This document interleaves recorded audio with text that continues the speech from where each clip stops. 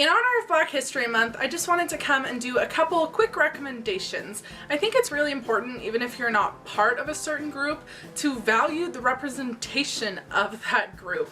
Just because I'm white doesn't mean I can't appreciate the value in Black History Month. Just because you're straight doesn't mean you can't also fight for gay rights. Because when it really comes down to it, we're all people, and the representation of your fellow humans should matter to you. So without any further ado, let's just get into the recommendations. This first recommendation is not original at all, but it's honestly one of my favorite books, and that's The Color Purple by Alice Walker. This is just honestly one of the most beautiful books I've ever read, and probably the most important book in the American literary canon. I realize that that's a super tall order, but if you've read this book, you understand why. Not only does this book obviously deal with a lot of race issues, but it's also a great exploration of sexuality and different gender identities and exploring religion and what that can mean to each individual person. This is one of those books where even if you're not reading it for school, you're just gonna find yourself highlighting certain passages because it's so quotable and it feels so relevant. Really quickly, I just want to share my favorite line from this book because it's just so beautiful even if you don't understand the context. Here us is, I thought, two old fools left over from love, keeping each other company under the stars. Please read The Color Purple. Now the next two I have are both poetry compilations. This is The Essential Etheridge Knight. This is just a collection of some of his poems, and they range from personal experiences growing up to time spent in prison, and they're all just so intense. Like, you might need to take a slight break when reading this because they get so just hard sometimes. But this book is so important. It's kind of astonishing to me actually that I never read this in school. I think if I grew up in a different part of the country, I definitely would have been exposed to it.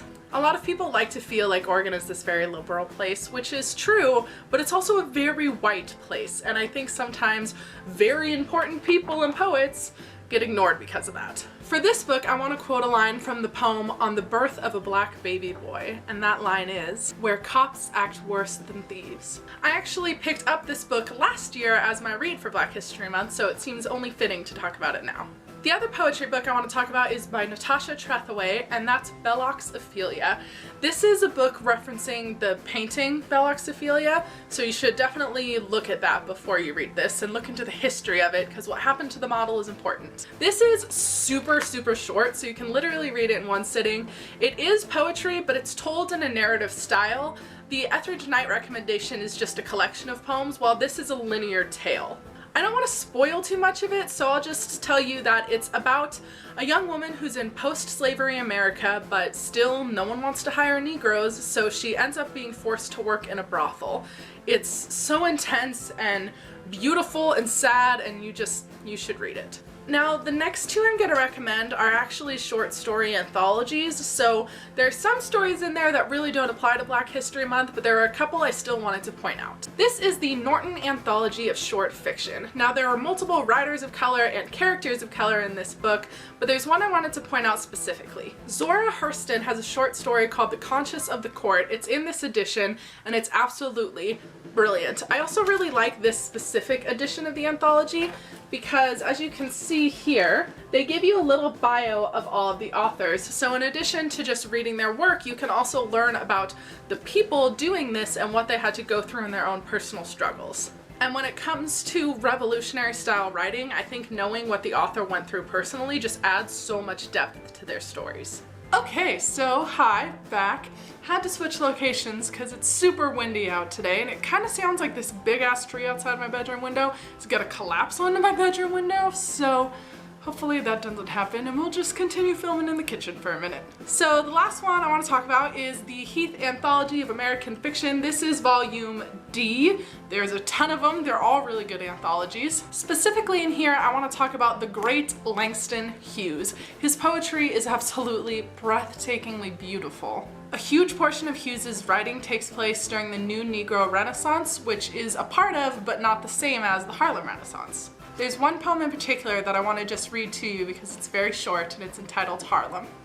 What happens to a dream deferred? Does it dry up like a raisin in the sun, or fester like a sore and then run? Does it stink like rotten meat, or crust and sugar over like syrupy sweet? Maybe it just sags like a heavy load, or does it explode? Hughes's poetry is the kind of work that I can just read over and over again.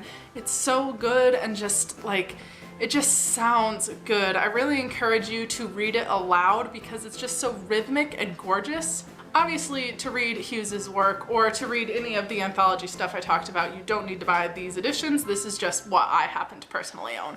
Thank you so much for watching this video. I hope that these 5 authors give you a good starting point into your Black History Month reading list. And if you have any recommendations for me, please let me know. I was actually pretty disappointed with myself when I realized how hard it was to come up with Black authors. And the best way to change how whitewashed the publishing industry is to support authors of color. Spend your money dollars and buy their books because then publishers will want to print more of those books. It's a business and we need to prove that all voices deserve to be heard and that as readers we want to hear all of those voices. I hope you're having an excellent February and I'll see you next time.